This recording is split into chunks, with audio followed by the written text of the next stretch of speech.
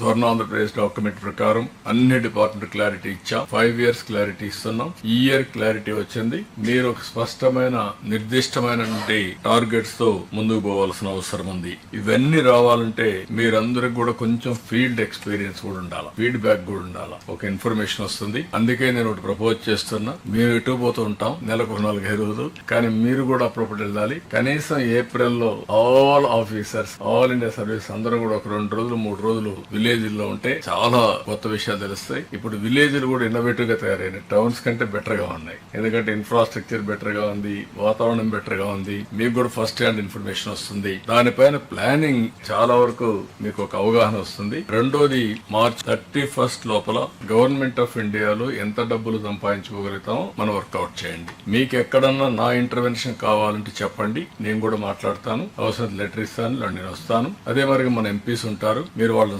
ఉపయోగించుకొని ఇది కూడా మీరు చేయాల్సిన అవసరం ఉంది. రెండోది నెక్స్ట్ ఇయర్ కూడా ఏవే ఫండ్స్ ఉన్నాయి, ఏ ఇన్నోవేటివ్ ప్రోగ్రామ్స్ పెట్టారు. మనం ఏదే విధంగా అయితే స్వర్ణ ఆంధ్రప్రదేశ్ పెట్టుకున్నామో వాళ్ళు వికసిత్ భారత్ పెట్టుకున్నారు. దానికి కూడా ఫండ్స్ అన్ని కూడా ఆర్డర్ ఆఫ్ ప్రియారిటీ, ఒక ఆర్టిఫిషియల్ ఇంటెలిజెన్స్ హబ్ ని, అదే మరి సెంటర్స్ ని, అవి కూడా మనం ఎంత వరకు సంపాదించుకోవాల్సిన అవసరం ఉంది.